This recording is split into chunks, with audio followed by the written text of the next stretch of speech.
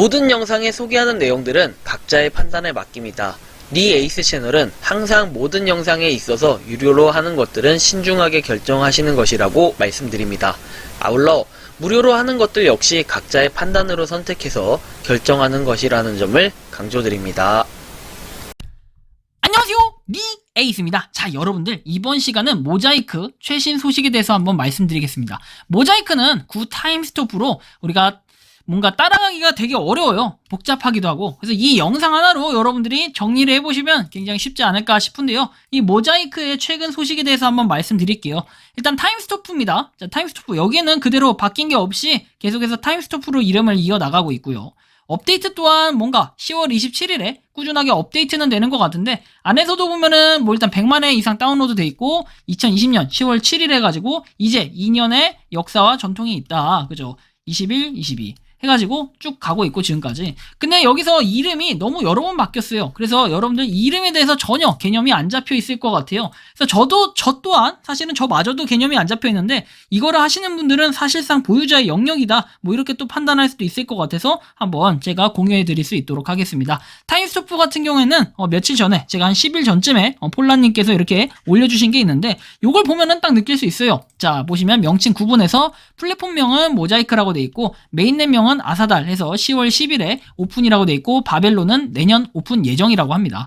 사용 어플은 타임스토프, 시티워크 이렇게 두 가지로 되어 있고요. 토큰명, 코인명에서 피코인과 타임 토큰이라고 되어 있습니다. 근데 여기 이제 추가로 붙는 게 뭐 S타임, 무슨 모타임 해가지고 엄청나게 많잖아요. 그죠? 아무튼 뭐 이렇게 정리를 해주셨고요. 모자이크 지갑, P노드, P스테이킹 이렇게 이해하시면 되세요 라고 말씀해 주셔가지고 간단하게 이렇게 해주셨는데 되게 좋아요. 나름 좋은 것 같고 일단 감사드린다라는 말씀을 드리고 싶습니다. 자, 이렇게 한번 볼 수 있겠고요. 자, 다음 내용을 한번 보도록 하겠습니다. 그러면 일단 폴라님께 진심으로 감사드립니다. 자, 다음 내용 봅시다. 자, 거래소의 상장에 대한 의견을 말씀드립니다 라고 해서 소프트캡 달성에 대해서 많이 걱정을 했다. 그리고 1달러는 1430원으로 역사상 유례없는 가격으로 올라가고 있다. 일제히 크립토 시장이 하락하고 있다. 연초만 하더라도 스타트업 회사는 넘쳐났고 뭐 하면서 쭉쭉쭉 내용이 나옵니다. 큰 거래소에 상장하려면 코인마켓캡, 코인게코 등에 등록이 돼 있어야 된다. 코인마켓캡 게코는 리스팅된 경우에만 정보 등록을 해주고 정보 등록 비용을 받지 않는다라고 합니다. 자, 프로젝트의 완성도 기술과는 전혀 무관하다라고 해서 이렇게 내용을 얘기하고 일정 요건에 이제 도달을 하면은 등록을 시켜준다라는 거죠. 그렇기 때문에 상위 거래소에는 기본 요건을 확인하기 위해 코인마켓캡 등의 등록 여부를 살펴볼 수 있다. 거래소 상장을 위해 코인마켓캡에 등록을 해야 되고 상장을 한다. 근데 여기서 옵션은 하나다. 떨어지는 거래소에 등록을 하는 것은 먼저다 라고 합니다. 20회위권 안에 상위 거래소보다 엄격한 서류를 요구한다 라고 합니다. 상위 거래소는.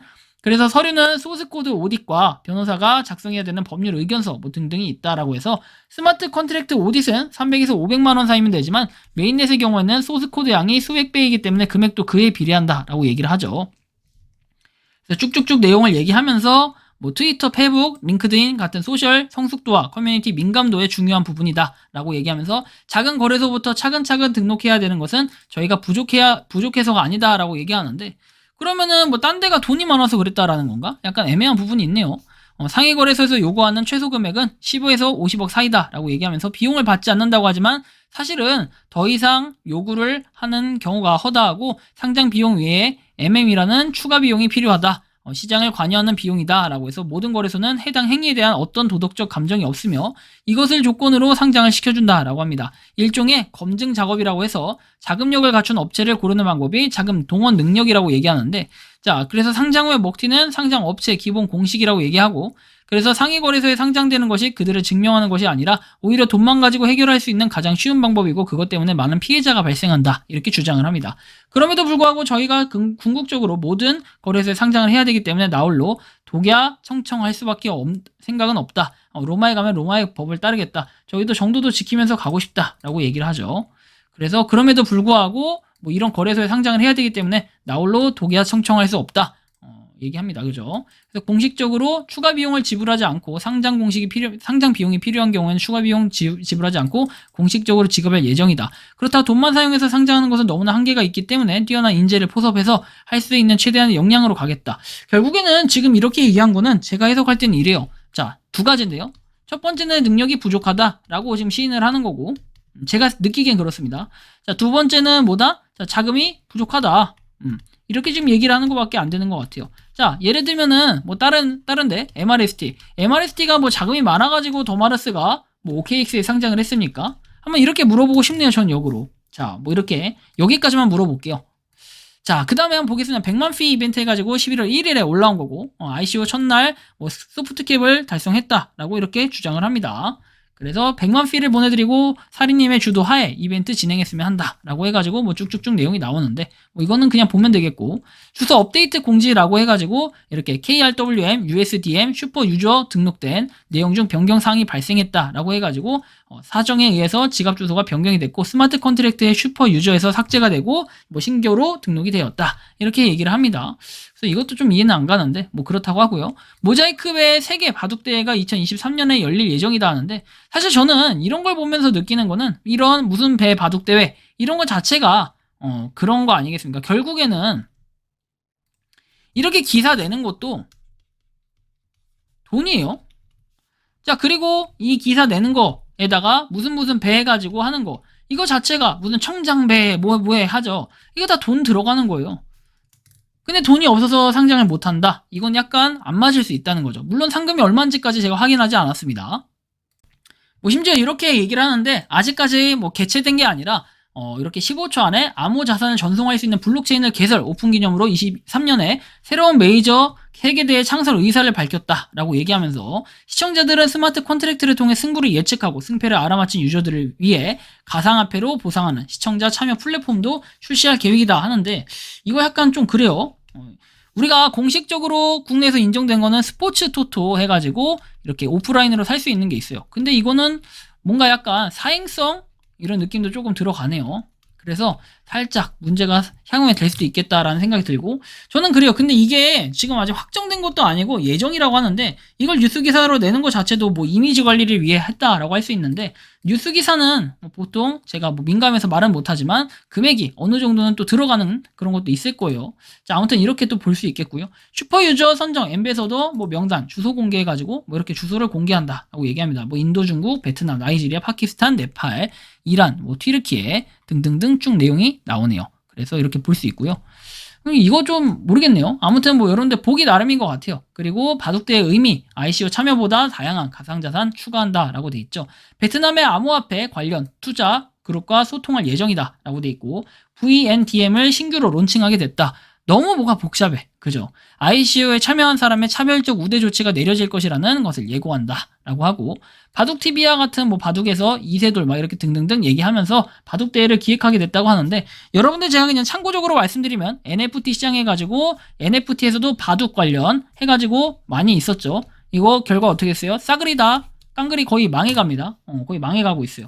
그리고 뭐 하나는 뭐 강매를 하는 이런 프로젝트도 있는 것 같던데, 아무튼 그래요.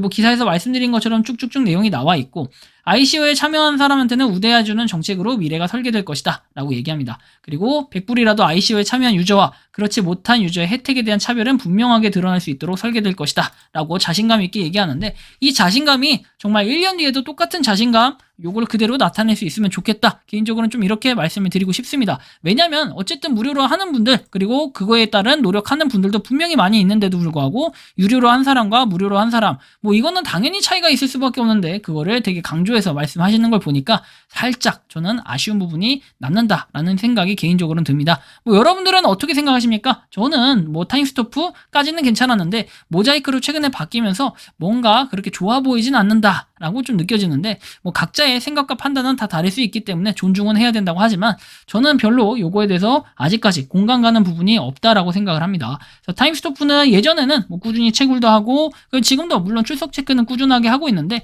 뭐 이거에 대해서 어떻게 향후의 방향성이 있을지 사실 이 부분에 집중하지 못하고 지금은 이런 부분보다 계속해서 모자이크, 그 다음에 피, 그리고 뭐 그냥 우리말로 하면은 그냥 뭐 프리세일 같은 그런 세일에 대한 거, 이런 것들을 가지고 계속 지속적으로 이런 거에 대한 피드백만 주고 있는데, 향후에 우리가 무료로 하고 있는 이 타임스토프는 도대체 어떻게 될 것인가, 전 이 부분이 되게 가장 궁금한데, 여러분들의 각자의 의견을 한번 자유롭게 댓글로 남겨주시면 좋겠다라는 말씀까지 드리며 이번 영상은 여기서 마치는 걸로 하겠습니다. 도움이 되셨다면 구독과 좋아요, 알림 설정 부탁드리겠습니다. 니 에이스였습니다. 감사합니다.